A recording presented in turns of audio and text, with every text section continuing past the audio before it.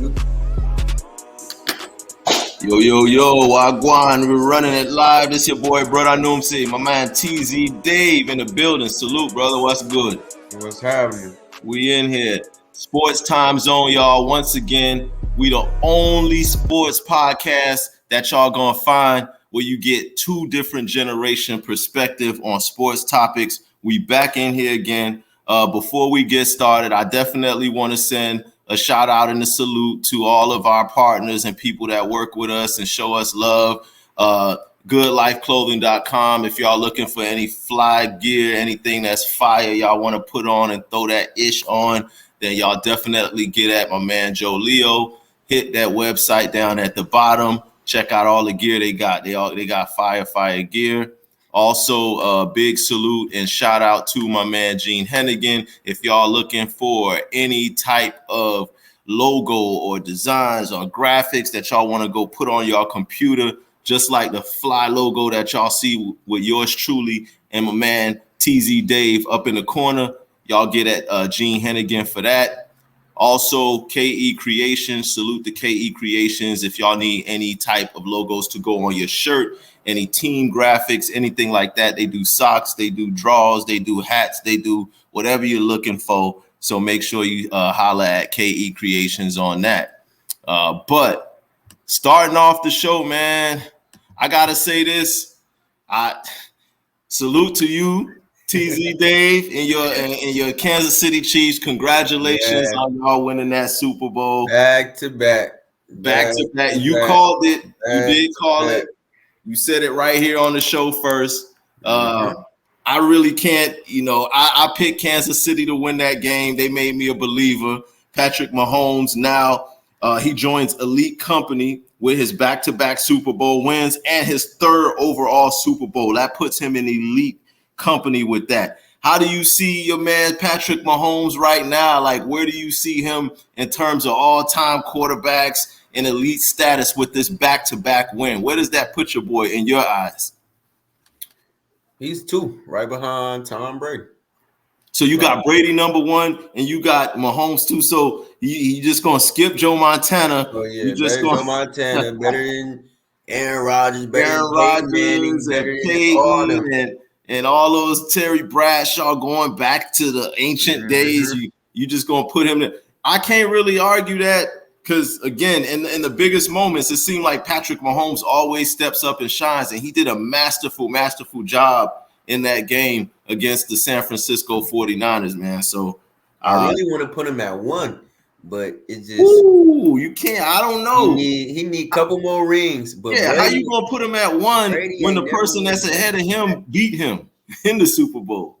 Brady never went back to back. I want to put him, if he do it 3 times in a row, that's when I might give him the number one, because Brady ain't never did that. As much as I'm a Brady fan, so I agree with you. Tom Brady never went. He never did go back to back. But how many championships does Brady have? How many Super Bowls does Brady have? 7.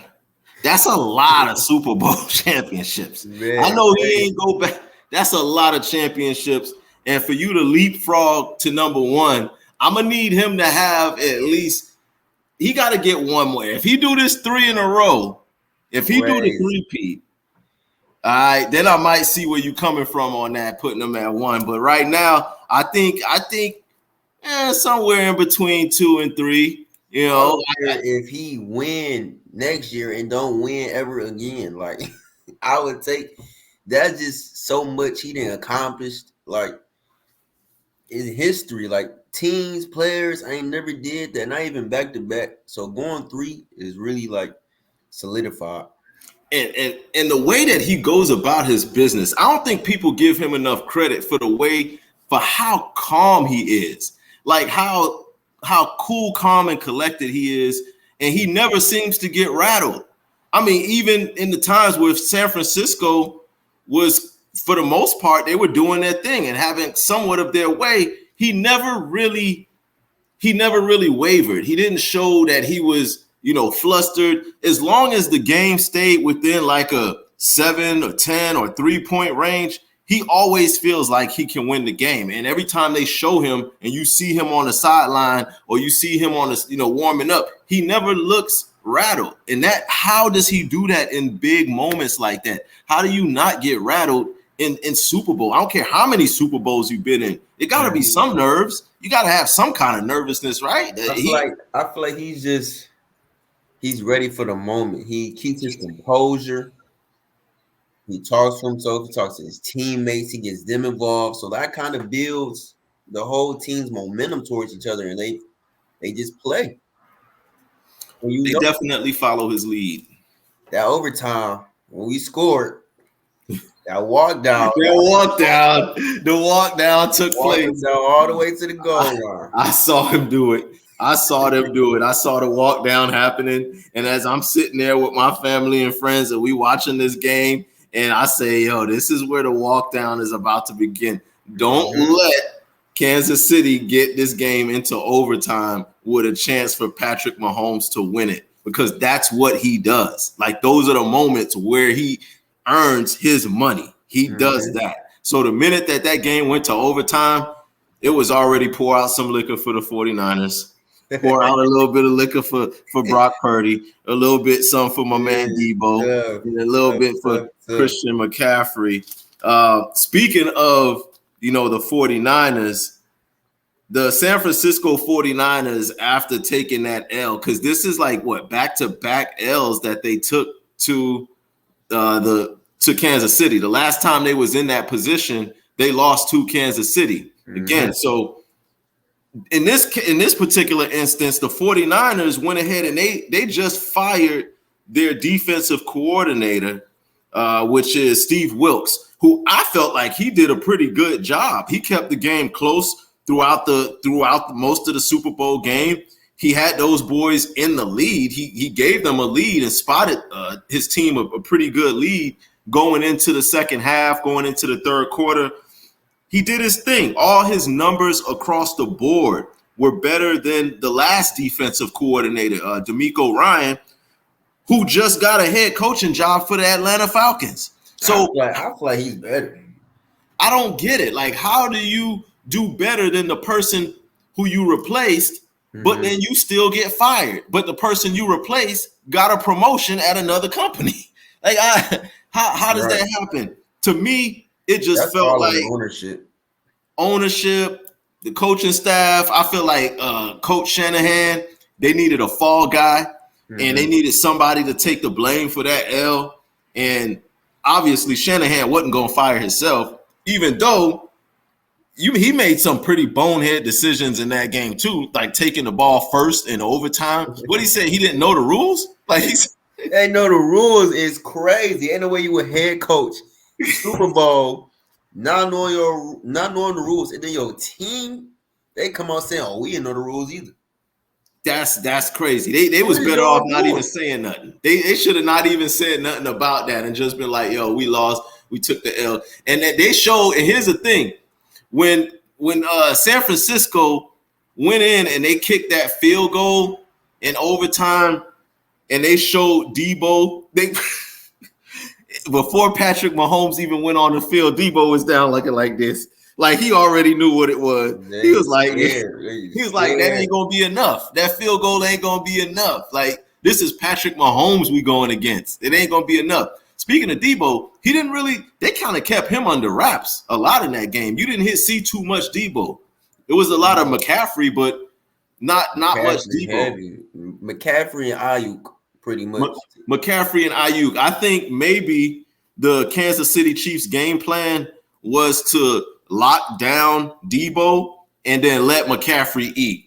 So they picked the right poison by letting McCaffrey do his thing. Because if you let McCaffrey and Debo go off, then you got problems. So I think what they did was they focused and channeled their attention to Debo, because he took some hard shots. I saw them. They was laying wood to pause, but they was laying hits on Debo. Like, they was hitting that man real hard. So I think the game plan was to rattle Debo and let McCaffrey do his thing. So they picked the right poison with that. But salute to is a dog. I ain't gonna lie, he is a dog. He's that guy. He earned my respect. I didn't think he was that good. I mean, I knew he was good, but I didn't think he was that good, like what he showed us. He was that guy. But again, salute to Steve Wilks, the 49ers defensive coordinator who just got released, the former defensive coordinator for the 49ers. I think he'll have a job real soon. I think somebody's going to look at the tape and see what he did, and they'll give him a job. I don't think he'll be unemployed too long, in my opinion. It does come down to that defense sometimes. Especially in football, is becoming more defensive now. It definitely is. They know they gotta get some stops. Stops are key. If you can't get stops in this league, you're not going to win a championship. That's just the way it goes. Yo, you can get far without defense, but you can't go all the way. Defense definitely is needed on that. Turning to, a not so festive topic that we have to address and we have to bring up. It's a little sad that we even have to talk about this while we're discussing the Super Bowl. But Kansas City parade for the championship parade for the Kansas City Chiefs that was being conducted for the team abruptly ended with a mass shooting that took place where there were several victims. I believe it was 21 victims that I was reading. One of the victims didn't make it. My condolences to the family members and to the victims of that horrific shooting that happened. You were also saying that there was videos of people, I don't know, were they being chased or they were being, what could you explain that you saw in the videos that you saw that happened? I saw pretty much the crowd running. People were rushing, kids, adults. I seen people tackling one another, like trembling over each other, just trying to see what was going on because it just happened so randomly, and then everybody just start scattering. So you don't know what's going on at this point because people are all over the place. I mean, people probably not even close to the shooting, and they out of nowhere they just see people running and screaming. It was just crazy. And I just hate that for people because they can't never just be happy and celebrate a team. And I feel like this is some hating stuff because people were hating on Mahomes. They even want him to win a Super Bowl. Then we come home, celebrate, and then this happens. Straight chaos for no reason. I don't like it. Haters. It was a hater. Haters. I agree. It's definitely some hatred in the world, some haters out there. I also understand that 11 of those victims, as I was reading, 11 of those victims from what I'm reading here were under the age of 16 years old. So that's half of the people that got shot were kids, literally kids. And you out here, whoever the shooters are, I heard they got a couple of people in custody already, but whoever those shooters are, man, y'all need some serious healing. Y'all you gonna meet your maker for what you did to all of those innocent people and to all of the children. And again, this is supposed to be a celebration. This was a celebration of a championship of something that is not achieved by but very few people and few teams. And you can't even enjoy that. You can't even come out places and enjoy yourself and just be carefree without wondering if it's some psycho or some whack job out there that's going to pull out the strap and just wet up the whole situation. We definitely got a gun problem in this country. I know we got one thing about Americans that they're really proud. They Second Amendment rights, the right to bear arms and all that, but it's definitely an issue when you got so many mass shootings and so many of the wrong people that could just get their hands on straps that easy and just walk around and just endanger the lives of innocent people. So that's a whole nother topic for another day, but definitely condolences to the family for sure. Yeah, condolences to their family. All of the KC hopeful, all of the KC residents and fans. Also, a dear friend of mine who is also a Kansas City fan and resident also passed away over the weekend. It wasn't due to the incident that happened. It was last weekend or prior to the Super Bowl. My man, Jared Morris. I want to send my condolences to you and your family. Longtime friend of mine, Kansas City fan, Kansas City native. So I know you up in heaven watching your Kansas City Chiefs just won that Super Bowl. So I know that put a smile on your face up in heaven, Jared, my brother, to you and your family. I send my prayers and my condolences on that. So salute. Now, segueing and transferring on to something a little bit more lighter than that, but still that needs to be brought to the attention of the people. There was an incident, I believe it was last night or the night before, right before the Detroit Pistons versus Suns game, where the Detroit Piston player Isaiah Stewart swung on Eubanks for the Phoenix Suns. And Isaiah Stewart actually got arrested in the arena right before the game. He was arrested for physically assaulting a player from another team. I don't even know if there's history with these two guys. He's so dumb for that. Like, he's so dumb. That was kind of crazy. He's really like embarrassing the city of Detroit. Because this ain't the first time that he done did something crazy, right? Like, I remember he got in an incident with LeBron. He got in an incident, with some other players as well. But this is kind of unprecedented. You don't really hear about NBA players fighting, literally physically assaulting each other before a game. And the fact that this happened before a game, and Isaiah Stewart was isn't he on injured reserve? He wasn't even going to play that game. He wasn't even in the game. He's been in and out the lineup recently, so who knows? Okay. So this is a game they're saying that he didn't even play in, that he wasn't scheduled to play in. So that means, was this premeditated? Was there history between these two players? I got to check the backstory on this a little bit more. What I do know is that he was arrested, and by him being arrested, that means that Eubanks had to press charges or call the police or told the police or something like that, which in my eyes, that's some little weak shit though. Okay, I understand. Right. Isaiah Stewart was wrong for swinging on you and busting you up. What even caused him to like it just was so random. Like it just popped up. Like what happened for real? That's what I want to know. You just go imagine this. You going, you coming from the locker room, getting ready to come and warm up and do your little shoot around, and this cat just sitting there crunched behind a bench or something, just come on, pow, just steal you out of nowhere, just knock you out. Like, that's crazy. What, the NBA is on some craziness. I was surprised he about to get fined. He might drop him, Detroit. Drop him. He's a bum anyway. Drop him. So you saying he ain't even worth the problems that he's causing? He's not even good at the game, man. Drop him.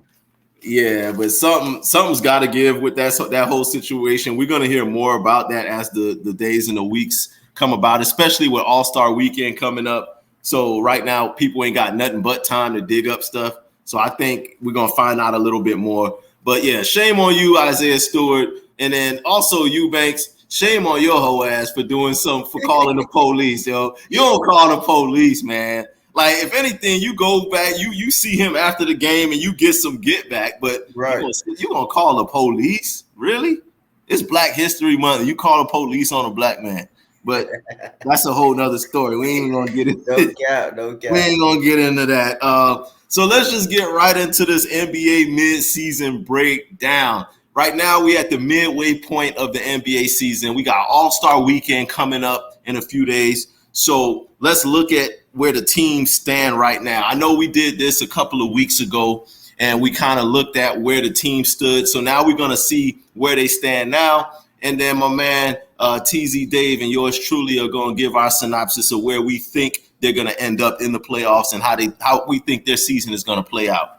Starting with the number one seed in the Eastern Conference, the Boston Celtics. Right now, the Celtics have the best home record in the league and in the East. They are 26-3 at home, and right now they are riding a 6-game winning streak behind Jason Tatum, averaging 27 points, 9 rebounds a game, who's an MVP candidate right now, and Jaylen Brown, his running mate, 22 points and 6 rebounds.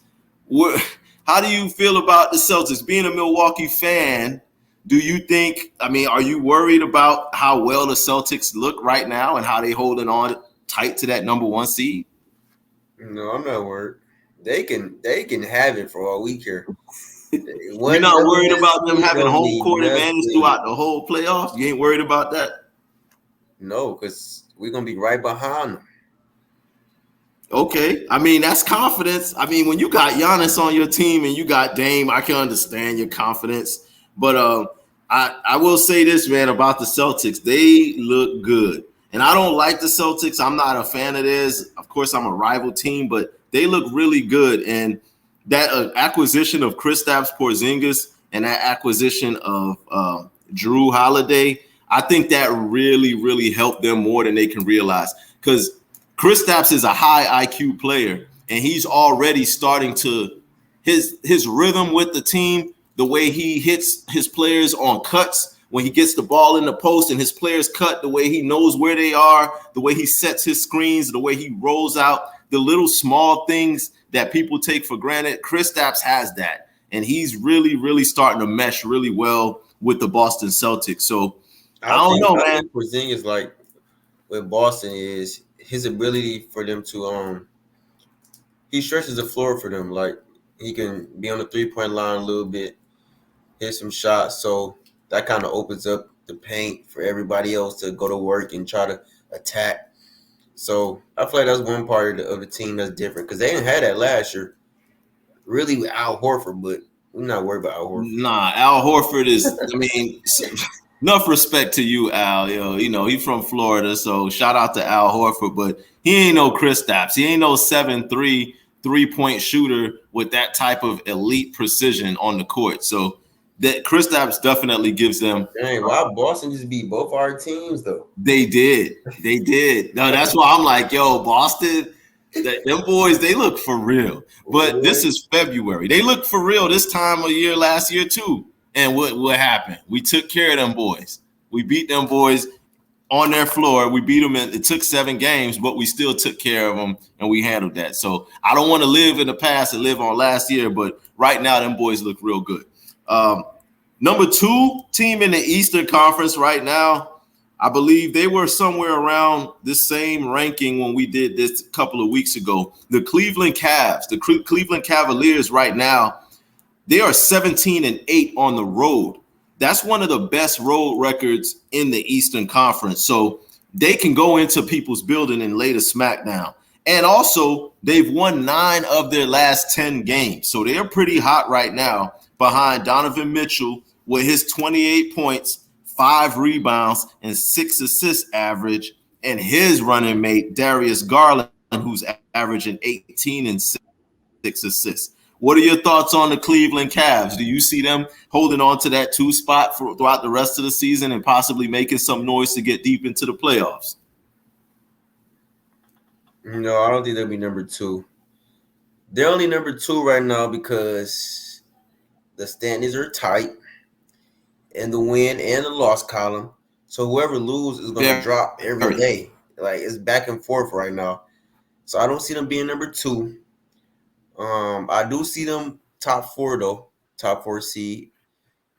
Um, That's a good Cavs are, point. That's a good point. me personally, I feel like they're better than the Knicks and the Pacers. Talent wise, I agree with you. And I depending agree that they on are the better status than the of Knicks and the Embiid, I Pacers. feel like they're better than Philly too. But Well, yeah, right now, depending on I Embiid, mean, but without they can Embiid, beat Philly too. I don't know how far Philly is gonna really go. Right Drop now, your Philly. teams in the comment. I want to see teams. What teams y'all rooting for? Who y'all team? Drop it in the comments. Drop it in the comment, like my man TZ Dave say, yo, if y'all, I want to know what y'all think. These are where we saying, but you the people, y'all need to speak too. Drop it in the comments where y'all think these teams are going to end up when the playoff time comes. Number 3 in the Eastern Conference, your Milwaukee Bucks. We them Right now, boys. hey, they holding that spot down tight. And to your point, it's Mm-hmm. only a few games that separate Milwaukee and Cleveland for that 2 and 3 spot. Mm-hmm. So Milwaukee right now has a home record of 23-7. That's really good. But in y'all's last 10 games, time zone, Dave, y'all are 4-6. Wagwan with that. 4 and 6. Giannis is giving you 31 points and 11 rebounds. Dame Time is giving you 25 points and 7 assists, but y'all still have a losing record in your last 10 games. That don't worry you at all? Well, we had a tough road trip. We played all Western teams. Then we just got a new coach. So we're trying to get acclimated with the coach and figure out our system and how we're going to play. So it just takes time. But we're gelling together. We're gonna be all right. I've been a Bucks fan way too long. I'm not worried right now at all. You're not worried? You're not even worried about the fact that my Miami Heat just got through blowing out your Bucks in your own building with Jimmy Butler not even in the state. Jimmy was Terry Rozier, which is crazy. Or Rozier. And we went into your building and ran it up on y'all boys. That don't worry you at all. Like, you don't see, like, I know you confident in your team, but you got to see a couple of chinks in your armor there, because we ain't got no business going in there and running y'all out y'all own gym without arguably our best player, and then a bunch of role players, and bam. Like, how does that happen?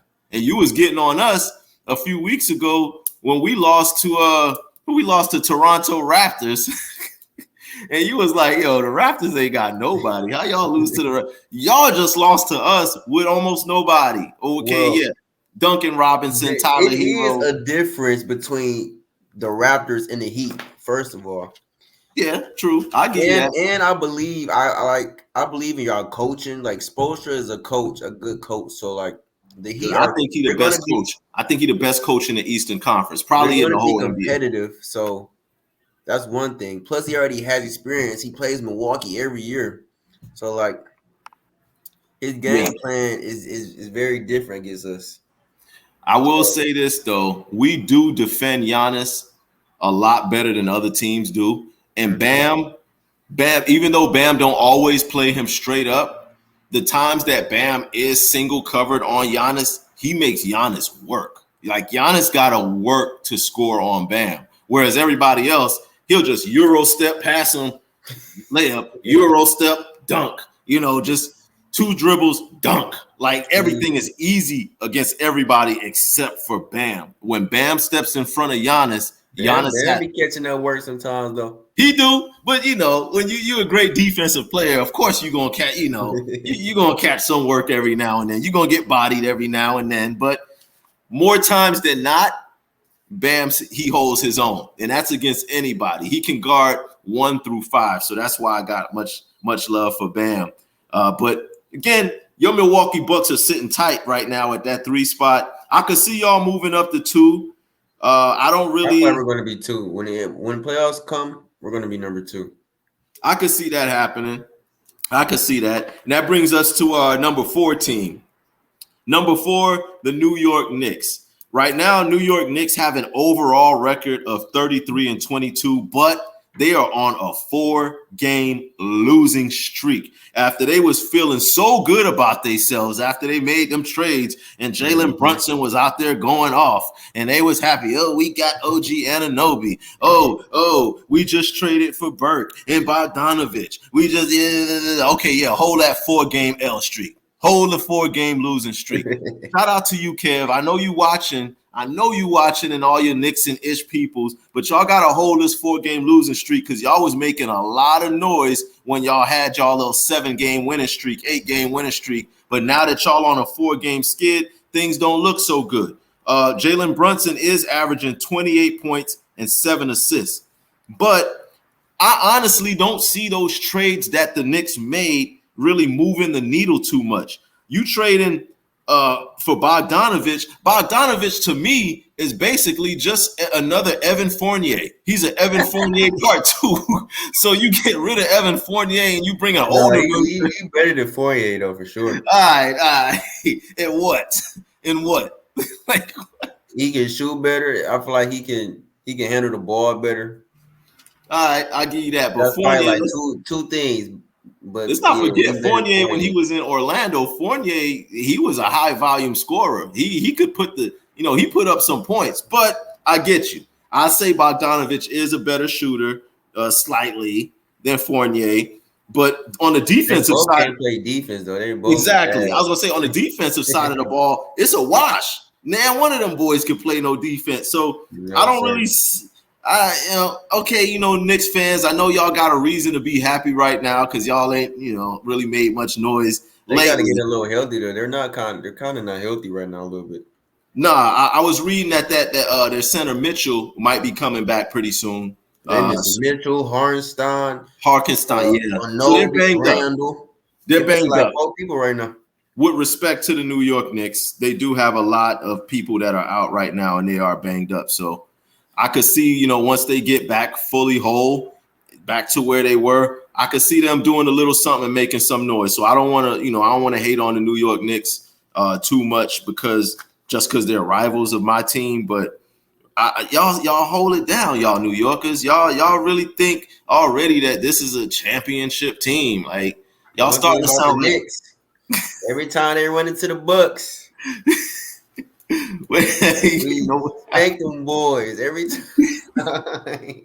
And every time they run into us in the playoffs, y'all see what happened last year. And then before that, in the Big Three era, when they tried to come in with Jeremy Lin and Carmelo Anthony, I think we swept them boys up out of it. It was bad. But this is a new day and a new era. So New York Knicks, y'all are holding down that number 4 seed, that number 4 spot. We'll see what happens for the second half of the season as they start getting healthier. The number 5 team in the East right now, the Philadelphia 76ers, man. They have an overall record right now of 32-22, but they've lost 7 of their last 10 games ever since Embiid went out. Tyrese Maxey is giving you 26 points and 6 assists a game. And Tobias Harris, I don't know why his name is Tobias. Who would name their kid Tobias? Tobias Harris, he averaging 18 points and 6. I think, what I think they call him for short? And I would never, ever. That's why I would name my kid Toby. Toby Harris. Toby Harris. Why would you do that to your kid, yo? Like, you name your kid Tobias. Tobias, you better step it up, buddy. You out there. I know you listening. Whatever. He gonna have to. He getting paid a lot of money. You are the key for the Philadelphia 76ers, and let you know that right now. If they're going to do anything at all, Tobias is definitely going to have to give Kelly you more. Oubre is not the third option. You are the third option. So get that right. Well, right now, he's the second option because there is no Embiid. So the number 1 option is Tyrese Maxey, obviously. The number 2 option has got to be Tobias Harris, but he's going to have to do better than 18 and 6 as a second option. He need to be not enough. He need to be in the 20s at least. The 20s, and his rebounds need to be in the double digits. Because if Joel ain't there to get all the rebounds, then somebody got to pick up them rebounding slacks. And it's going to is not it. He's too small down there. He's not going to get you enough rebounds. Nah, I'm going to make it. No, sir. No, sir. So as far as Philly right now, they holding the 5 spot, but I can easily see them slipping all the way into a play-in spot or maybe just out of it completely. The only thing that's holding them together right now is Tyrese Maxey and their coach, Nick Nurse. That's it.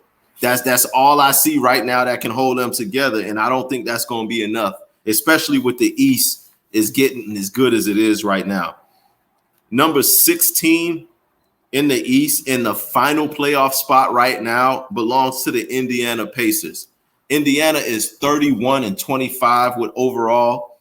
They're just 5-5 in their last 10 games. So over their last 10 games, they had some ups, they had some downs, they just average. But they do have Tyrese Halliburton, who's averaging 22 points and 12 assists, and he's an all-star starter. So shout out to Tyrese Halliburton for making the all-star team and being a starter and putting up those numbers. And they got Pascal Siakam now. And Siakam, who they call Spicy P, pause. They call him that. 21 points, 7 rebounds, 5 assists. He's doing a little bit of everything right now for Indiana, and I think that was a good deal for them to bring him over there. What's your thoughts on Indy? You see them holding on to that 6th spot, or do you see them perhaps moving up, or do you see them falling out? Like, they kind of average over the last 10 games. So what do you see for the Indiana If Pacers? anything, they could fall maybe like one more spot, so like around 6 or 7. So maybe they might have to play in at the worst. Yeah, At honestly, the end of that season, standings get real tight. really tight. It starts Real getting tight. tight. So you could drop. Even if you win, you might could drop just because the team won before you, or just because they got less losses, or you got less wins than them. It's real tight at the end. Yeah, it could definitely happen. And I could see them actually falling out of it, but they could actually move up because, you got Philly sitting at that 5, and I don't really know what they're going to do, over the course of the next half of the season. New York Knicks are holding down the 4, but again, they're going into All-Star break with a 4-game losing streak. So who knows what Indiana can do if they can slide up into that 5 or that 4, or if they go down. Mm-hmm. Now, the play-in team, like the number 7 seed right now, as it stands, is only literally 1 game behind Indiana, and that's my Miami Heat. We're right now holding down a 7 spot with a record of 30-25. And remember, Indiana is 31-25. We're 30-25. So they're just 1 game, 1 win ahead of us. Jimmy Butler, for his average, even though he's been out right now with some family issues, and I hope, everything works out. I hope the best and wish the best for Jimmy and his family. But he's averaging 21 points, 6 rebounds, 5 assists. Not like outrageous numbers, but it fits within the way that the team needs him to play. I could use him up in his points and his scoring average a little bit higher. I would say like maybe I would say his points as well. Yeah, like maybe up 25. To 24, 25, at least maybe, somewhere around there. That would do us a little bit more justice. But as a team, we have won 6 of our last 8 games. So we're starting to click at a pretty good time. Bam Adebayo, he is now averaging 20 points and 11 rebounds a game. And an interesting statistic here, when Duncan Robinson, who's like considered just a 3-point specialist, he's starting to expand his game a lot more, by the way. He used to just be only a 3-point shooter, but now he's putting the ball on the floor. He's getting into the lane. He's making things happen. His defense is a lot better. But when Duncan Robinson scores at least 20 points a game, we are undefeated. We're an undefeated team. But getting Duncan I wonder who those wins are against. With him getting 20 points. Because that's crazy. Hold on. Hold on. So you trying to discredit Duncan Robinson's? No, not at all. Not at all. Because it's the NBA. It don't matter who we played against. It's the NBA, and he put up 20 points, and we're undefeated. That's performance. 20 on us. Guarantee that. Actually, I don't know. I don't know. In that last game that we played, we're going to get to that in a minute, but in that last game that we played against y'all, I want to say that Duncan Robinson had a pretty big game. I don't know if it was, to the tune of 20. Bro, it was Kevin Love, bro. He was making everything, bro. I don't understand. Kevin Love did his thing. I was so mad, bro. Like, he was just hitting every shot. Like, bro, what? Kevin Love definitely did his thing in that game. And the thing about Kevin Love is you never know when he's going to have a game like that. He's good for a game like that pretty much at any moment. Like he can watch. In next game, he gonna have 5 points. Watch. Yeah, we don't need him to score like that all the time. We don't need him to put up big numbers all the time. By the way, Duncan Robinson against the Milwaukee Bucks, 23 points, 5 assists, 3 rebounds on 6 of 8 from downtown. What were you saying about who we put them 20 points up against? I had it right here. I had the stat line ready for you just because I had a feeling that you was going to come with that. But yeah, so Duncan Robinson, we need you to continue to do your thing. Duncan, whenever you get 20 points or better, we win the game. So all we need for Duncan Robinson to do is continue to have the type of game that he had against the Milwaukee Bucks, against everybody, and then we Gucci. We going to the championship. I sound like Cowboy fans right now. We going to win it all. This is our year. Let me leave them alone. Let me get off y'all Cowboy fans' heads because y'all already be messaging me enough. So I'm gonna leave y'all alone. Other playing team right now is the Orlando Magic. They're right now tied with us at 30-25, and they've won 7 of their last 10 games. Do you see Orlando Magic leapfrogging Indy or Philly or us or anybody to get in, or you see them just sitting where they are in the play-in? They could get 6. They'll be around 6, 7. Yeah, Sure. I think they'll be, they're going to do pretty well because they're playing really good this year. Like I said, they won 7 of their last 10 games. Personally, I see my Heat moving up again because Philly, I don't see Philly playing it out like that. I see Philly probably going to fall out of contention, and I think my Heat are going to move up out of that play-in spot into a playoff spot. So we'll see how that goes with that. Now let's shift over to the Western Conference because that was the East Coast. Now taking it over to the left coast or the west coast, as they say, West Side. Shout out to everybody out west. The number 1 team in the West right now is the Minnesota Timberwolves. Minnesota Timberwolves right now at home, they have a 19-5 home record. That is crazy. That's really good.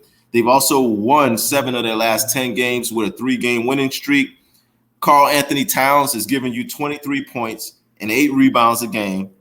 Ant-Man Edwards is giving you 26 points, 5 rebounds, and 5 assists a game. What are your thoughts on Minnesota? Are you a believer in them, or do you think this is just a good regular season run and it's going to come to a screeching halt when the playoffs?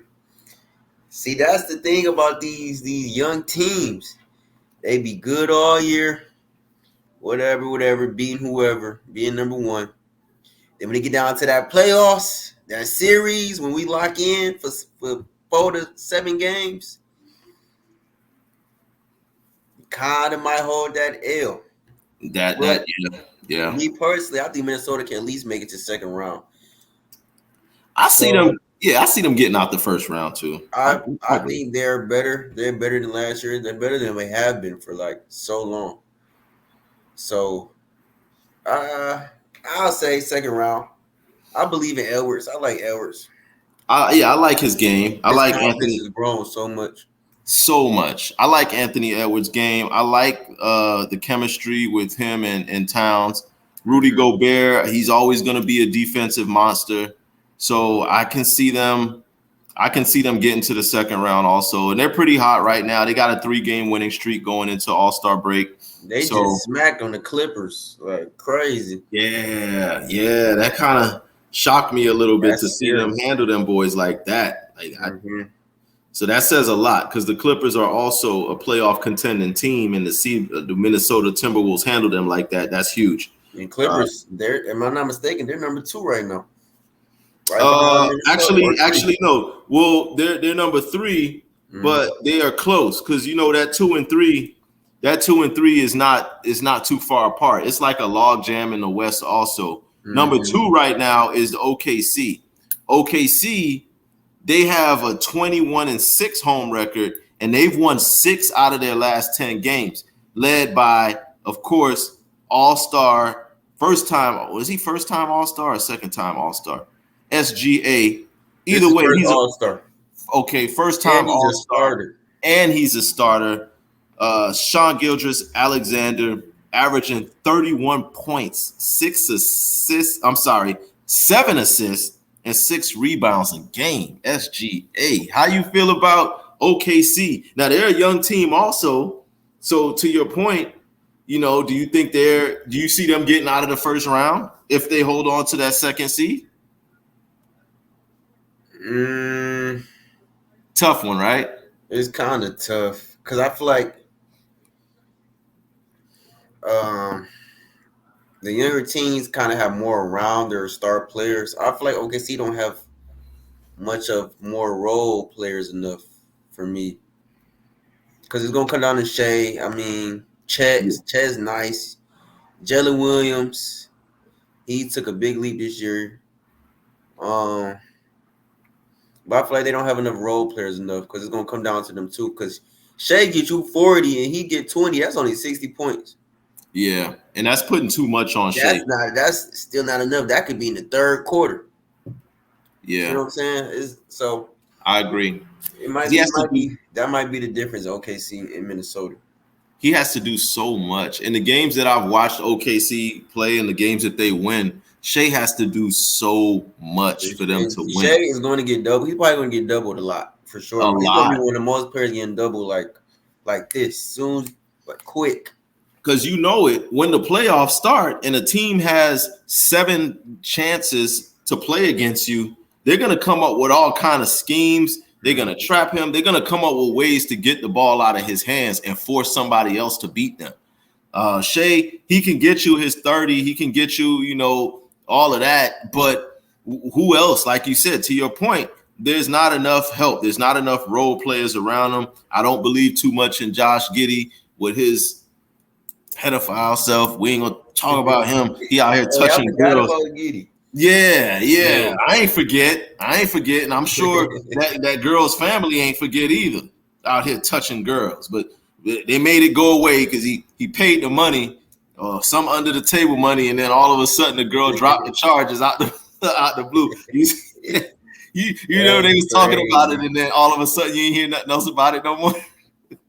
And when every time I watch OKC, he getting booed. Like, yeah. Every time they play away, they be booing him. I be like, dang, every team is doing it literally. As he should. Every time he touches the ball.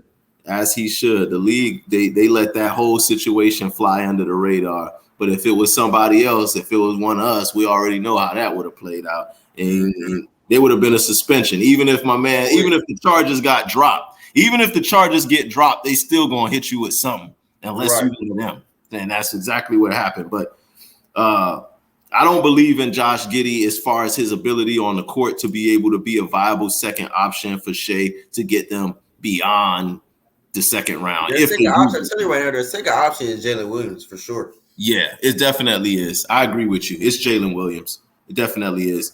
And to what we were saying before, number 3 is the LA Clippers. And the Clippers are 36-17. And OKC is 37-17.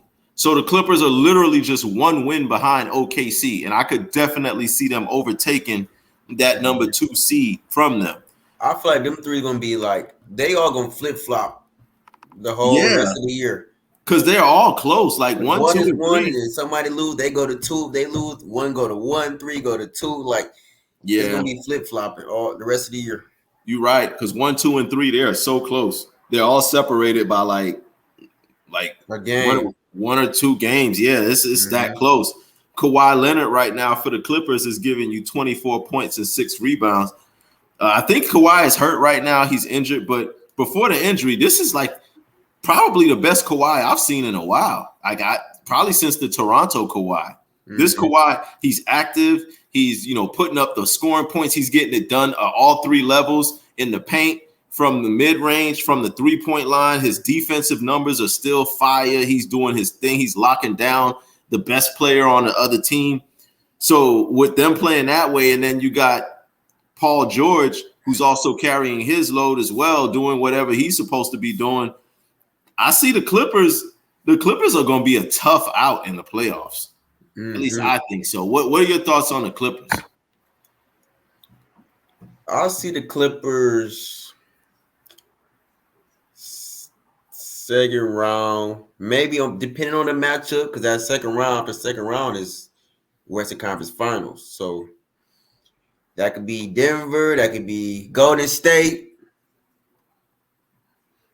I see that. That could be Golden State, Denver. Minnesota, it could be that could be Dallas. There's Phoenix. There's Phoenix. All of these good teams out west, but I'll tell you this, man. The thing about the Clippers that makes them so interesting is they have the talent to go to the finals. They have the talent to be in the NBA finals. They have all the components. They have a good bench. They've got they're deep. They have the deepest team in the league. They are deep. Like when you could come with Westbrook off the bench and he can just freely play his game the way that he plays, and he's been playing pretty good. And then you've got James Harden at the point who's buying in to the whole, I don't need to jack up all of these shots. I can just get the team into their rhythm. James Harden is playing at a high level. Paul George is playing at a high level. Kawhi Leonard is playing at a high level, and then they got a good bench. I could see the Clippers going to the finals. The only question for them is health. It's what it's always been with them. It's health. Is Paul George going to be healthy and available come playoff time? Is Kawhi going to be healthy and available come playoff time? You know, is Russ going to still be playing the same level that he's playing right now? Is James Harden? So those are my only questions with the Clippers. But if all of those questions are yes, I see the Clippers going to the finals. I could easily see them beating any one of these teams that we just mentioned in that top 3 or 4. I could see them beating them. So we just got to wait and see how the health turns out for the Clippers. But that's a very interesting team. So we gotta keep our eye on them. Number 4 in the West is the defending NBA champions, the Denver Nuggets. They currently have the best home record in the West. It is almost impossible to beat them boys in Denver. They are 21-5. 21 wins, only 5 losses in their home. That's the best home record in the West. They are right now on a 3-game losing streak right now. So they're kind of on the downside of things. Jokic is giving you 26 points, 12 rebounds, and 9 assists. He's almost averaging a triple-double. For real. Really a triple-double. Like, he can get it anytime he wants to. 26, 12, and 9. Yo, that's kind of crazy. I mean, I know I'm looking at the stats here, but he is a sinner. Just saying it out loud is crazy. He's averaging more assists than their starting point guard. Jamal Murray is giving you 21 points and 7 assists, but it's just crazy that your starting center is leading the team in assists. And at one point, he was leading the NBA in assists. At one point of this season, I don't know if he still is, but he was leading the league in assists. I don't know, man. Denver, they're one of those teams that you can never count out. As long as Jokic and Murray are both clicking and they're both healthy, they are a really, really tough team to beat. Do you see them moving up from the 4 spot, or do you see them kind of just holding steady at where they are, maybe dropping a little bit, or is it just up in the air for you? How you feel about the defending champion Denver Nuggets? I feel like Denver can move maybe to the 3, maybe 2 if they catch a little hot streak, little 6-7 game win streak.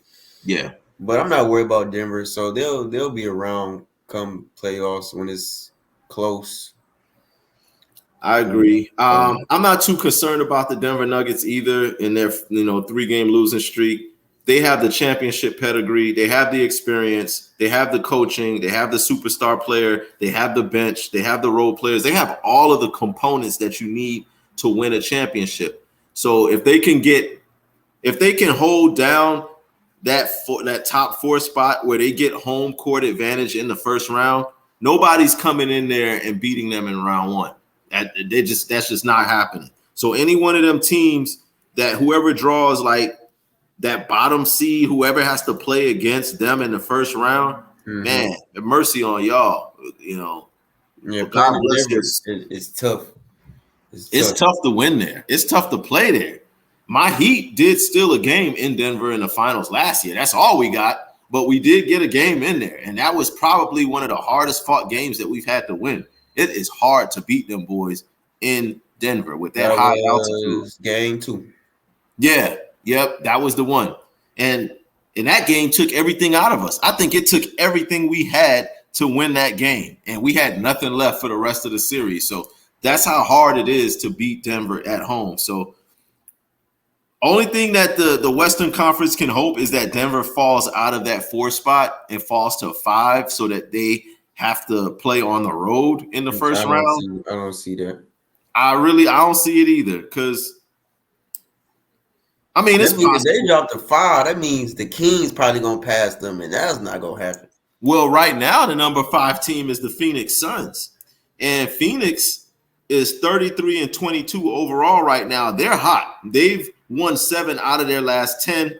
Kevin Durant is averaging 28, 7 rebounds, 6 assists. Devin Booker got it going, averaging 28 and 7 assists. So they're starting to get it together, and they're clicking hard. So I don't know. Phoenix is a team I I still could see question moving up. their chemistry and their continuity because Bradley Beal be in and out of the lineup. He's now hurt. He's going to probably miss some more time. So now that means Booker and KD going to have to just build with each other, get the team going, because without Bill, it kind of delays their three-headed monster. So now when he comes back, it could probably throw the rhythm off because they've been playing so well. And now he's trying to get back acclimated with the team because he's been out. So they got to still find that right balance when he comes back to keep building. That's an excellent point that you made also about the chemistry and continuity, because they really haven't had that. I don't know if they've had a stretch where they've played more than like 2 or 3 games in a row with all 3 of them together. I mean, I've seen them do it for 1 game here, 1 game there, and then Bradley Beal is always in and out. Like you say, he's got health issues and health concerns. That was a big gamble that they took by picking up Bradley Beal, by the way. They were playing well though before he just went out recently. They were all playing. He was playing. Bill was playing. Booker was playing. So, but that's always the question with Bradley Beal, though. Like, that's been his issue for most of his career. Like, is he gonna be there when you need him? Is he gonna be healthy enough to help the team in the playoffs or win a championship or anything like that? And so far, the question has been no. And I feel like KD is a man on that team. So KD is KD's team. I mean, it's Book's team, but like KD is KD though. Like you got to get the ball out of all of them. We know when the game is on the line, who's getting the ball in that situation. KD, and then he's got the championship experience. So he's the one who's going. I mean, KD made a championship winning 3 in LeBron's face. I don't even remember that when he stepped up, that pull up 3-pointer when they won that championship in Golden State. So KD definitely has earned the right for this to be his team, and they wouldn't have brought him over there for him to play second fiddle to anybody. I mean, Devin Booker is a great second option. Let's make that no mistake about that. Devin Booker will be number 1 option on 99.9% of the teams in the NBA. But with a team that got KD on it, yeah, KD is the guy on that team. So the team will go as far as he goes, but continuity is also important as well. So I don't know. I could see Phoenix slipping out into a 6 or 7, but I could also see if Beal turns it around and gets his health together, I could see them sliding up and taking that 4 from Denver or moving up a little higher. They just gonna go depending on their health. So that's all we can really say about Phoenix. I agree. Number 6 and the final playoff spot in the Western Conference belongs to the New Orleans Pelicans. The New Orleans Pelicans are now 33-22. They have the same exact record as the Phoenix Suns, but Phoenix has the tiebreaker over them. New Orleans also is on a 3-game winning streak, and they've won 7 out of their last 10 games. So right now, with them having that type of momentum and them having a 3-game winning streak, winning 7 out of their last 10, Zion Williamson, he's averaging 22 points, 6 rebounds, 5 assists a game. And Brandon Ingram is averaging 21 points, 5 rebounds, and 6 assists per game. So with both of those guys playing at that level, where do you see the New Orleans Pelicans going into the playoffs or towards the end of the season? How do you see them play? You think they're going to hold on to that six spot, or do you see them falling out of contention and going into a play-in spot? I see probably like 6, maybe 5 if they can win a couple in a row. But I don't think they'll fall out. Yeah, I don't really see them falling out either. I think Zion is kind of on a mission. Like he's been really playing lately. Better lately. You've noticed that too, right? Like he's been playing a lot more motivated, a lot more determined.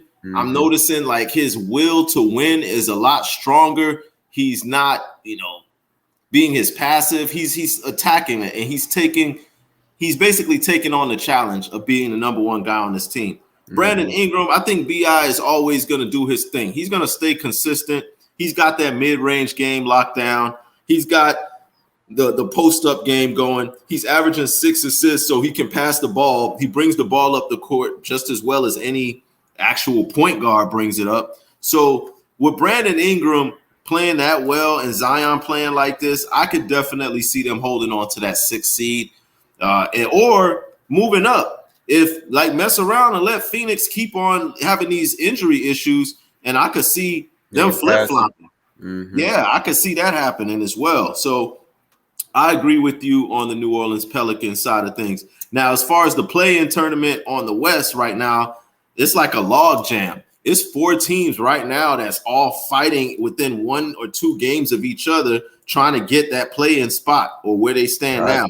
The Dallas Mavericks. I'll be so mad playing in the West, like especially if we a lower team, like we gotta win because like it's too tight. It's no margin for error going from here on to the rest of the end of the season. It's no margin for error in the West. Dallas Mavericks right now are 32-23, right? They're on a 6-game winning streak, but they're still on the outside looking in. And the team that's right behind them is the Sacramento Kings. Sacramento is 31-23 right now. So they're just literally 1 game behind Dallas. They are 5-5 in their last 10 games. Right behind Sacramento, the Los Angeles Lakers. They are 30-26. They're on a 3-game winning streak right now. And way there, and the 4th team that's trying to battle amongst them is your Golden State Warriors. They are 26-26 right now, but they've won 7 out of their last 10 games. It's a log jam. Those 4 playing teams right now in the West, it's tight. It's really tight. And I tell you, I can't wait for the play-in tournament out West. That's gonna be something. Out of those teams that I mentioned, who do you see getting in? Golden State. I knew you was gonna say that. I knew he was gonna say, even though Golden State has the lowest record out of all of those 4 teams, you still see Golden State surpassing the Lakers, Sacramento, and Dallas in winning that play-in. You see that happening for Golden State. Yes, they can be all 3 of them. I could see that, but that's all contingent on what's going on with Golden State then. I mean, they have won 7 out of their last 10, but what's up with the up and down? They'll win a really big game, then they'll lose a game. Then they'll win a really big game, then they'll lose a game. What's going on with Golden State? What is the key for them to be able to propel them into? It's just more consistency and better defense. I feel like the offense has been playing well. Steph's been on the tear. If you ain't heard, you better tap in. Yeah. He just made history last night. He's the first player to make 7 threes 4 games in a row. History in the making. Firing people's heads off. So hold on. How many? That's 4. He made 7 games in a row. He's made 4 threes at least, or 7 threes with 4 games in a row. 7 threes plus. He made 4 games in a row. That is crazy. That's crazy. Steph Curry, like we're witnessing greatness. We are witnessing greatness. We're witnessing possibly the best shooter that this game has ever seen, and probably the best shooter that this game ever will see. So I understand where Shaquille O'Neal was coming from a few weeks ago when he said, you know, like at some point, Steph ain't gonna be here. So we gotta enjoy every single moment that he gives us, because we are witnessing pure greatness. And this is not something that happens. Steph gonna shoot so many shots when his last game. Oh yeah, I think get up 100 shots. Watch. He's gonna be jacking them up from everywhere. I know, and he's gonna shoot one from the other free throw line. He's gonna shoot one from the free throw line on the other side of the court and then launch it. I could already see it happening, but yeah, man, definitely Steph Curry. I never want to. Warriors. Let's keep it up. We didn't fought. We in the 10th. We playing near right now, but that's cool. We was 12 2 weeks ago.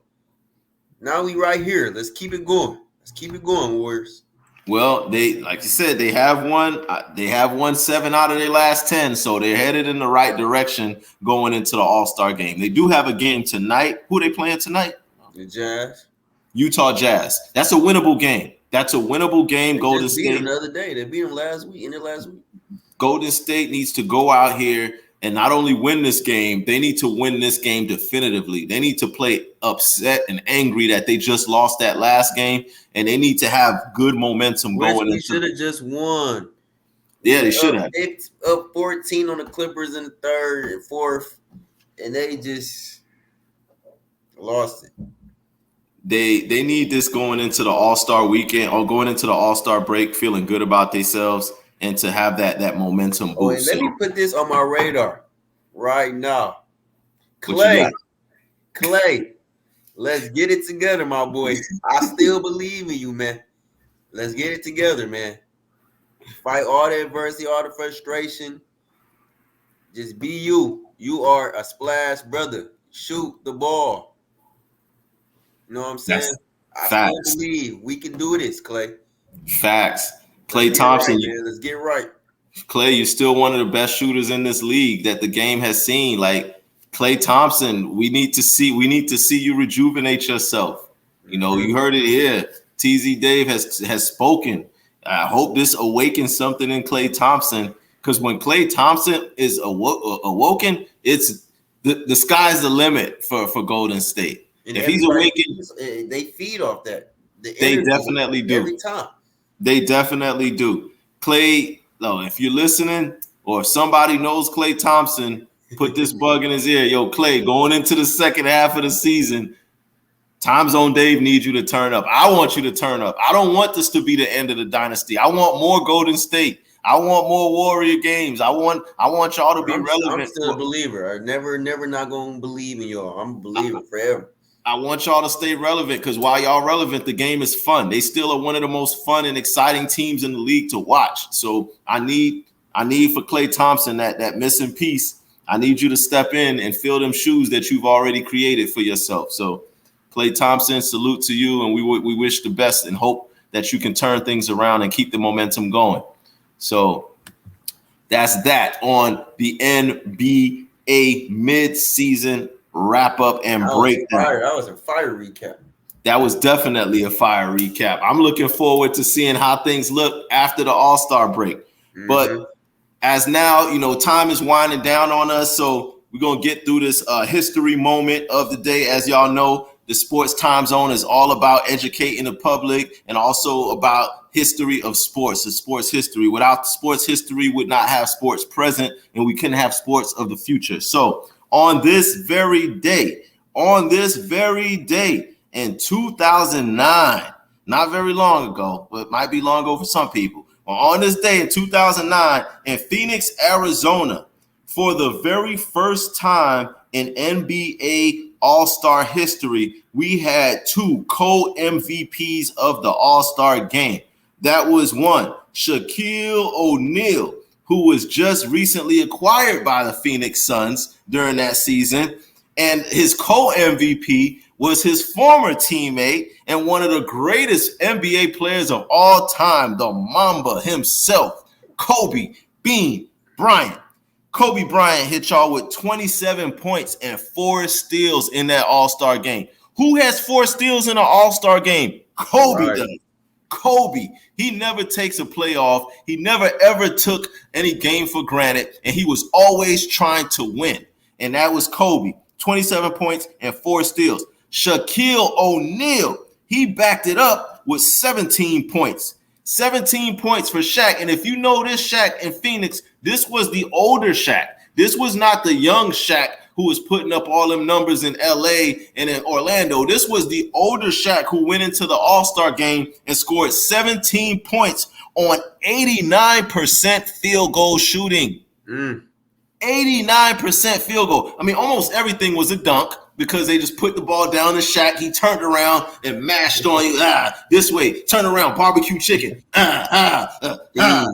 Shaq was eating in that game. I remember that game because I watched it. And I remember him and Kobe were both going for that MVP. You could tell they were because, again, Kobe and Shaq, as we know, even though they were teammates, they didn't get along too well on the team, and it was always high competition between the two of them. So when they were on the same all-star team together, but representing different teams, you know they were both going for that MVP, and they both got it. For the first time ever in NBA All-Star history, we had 2 MVPs in the All-Star game, Shaq and Kobe. Salute. Mamba, rest in peace. Gigi, rest in peace to the heavens. We miss you. We love you. We're grateful for everything that you brought to the game.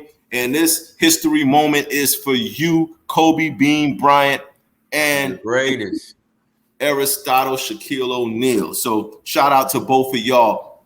One other piece of history on this very day in 1996, going back a bit further, on this day in 1996, Bill Belichick, he was fired from the Cleveland Browns after a 36-44 record. And then Belichick went on to coach the New England Patriots to 7 Super Bowl championships.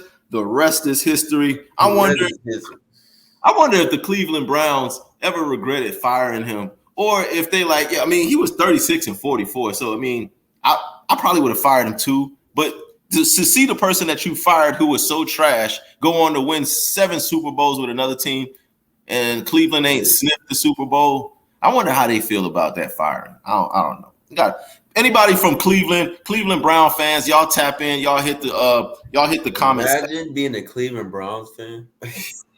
Hey, I knew a couple of them, but it's only by default. Salute to you, my boy Scrap. Shout out to my man Scrap. Shout out to Don, all my boys up in Cleveland. Bone Thugs and Harmony, all y'all boys too. Shout out to y'all. But y'all are only fans because y'all are from there. And I know it's been tough, but fanhood is painful. It's painful being a fan sometimes. You got to roll with the punches. So that is that when it comes to the history moment. And now the 2-minute drill. We're going to wrap this up real quick. So Shaquille O'Neal is having his jersey retired in Orlando where he was drafted. How you feel about that? Respectable. That should have happened. I'm happy for Shaq. Happy for the Orlando Magic, who's been put on now. One of the bursting teams this league has seen this year. So salute to Shaq for that. That was dope. Salute to Shaq. Long time overdue. I feel like this should have been done a long time ago. But again, salute to Shaq. Shout out to you for having your jersey retired. Every team. Shaq got a jersey retired for every team, all right? Every team. Yep, he definitely has one retired with us. He did help bring us our first championship in Miami in 2006. He was a part of that team. So salute to you, Shaq. Have your jersey retired in Orlando. Miami and the Lakers. I know. Miami, Lakers, yeah, across the board. So everybody should be retiring Shaq's jersey. If he touched your team and played for your team, you should retire his jersey if y'all ain't already done that. Also, in the 2-minute drill, Kobe Bryant has a statue. Finally, he has his statue at the Staples Center. What's your thoughts on that? Fire. Nothing else needs to be said. Fire, yes, Kobe. Sir. Again, rest in peace. I know you're smiling in the heavens looking down on that statue. You deserve it. I wish they would have did this for you when you were still here. You should have been had that, but better late than never. Salute to you and the entire Bryant family. Y'all are well deserved of that. Golden State Warriors, they tried to snag LeBron James, and we just learning about that. What were your thoughts when you first heard that? Curry and LeBron duo. That would have been fire. That would have definitely been fire. Like I would have loved to see it myself, but hey, everything happens for a reason or don't happen for a reason. So salute to the Golden State Warriors for at least trying to get LeBron and trying to shake things up. I don't blame him for that. I ain't mad at him at all either. So yeah. Well, that's it. That's all we got for y'all today. We was able to get through a good show, really dope show. Salute and shout out to everybody out there who's been supporting us, who've been showing love. Y'all continue to hit that subscribe, that like, that share. Make sure y'all just run it up. Run it up on SportsTimeZone, man. We coming for everybody. Run it up. Coming for everybody. We're gonna be the #1 sports podcast in the world, not just America, in the world. We taking it by storm. Again, the only podcast that you're gonna get 2 generations breakdown and views on sports, and we're going to keep doing this over and over again. So shout out to everybody that has been showing us love, and y'all continue to show us love. We're going to holler at y'all next time. Yours truly, brother Numsi. Your boy TZ Day, man. Yes, sir. Once again, and we out. We holler at y'all next week. Peace.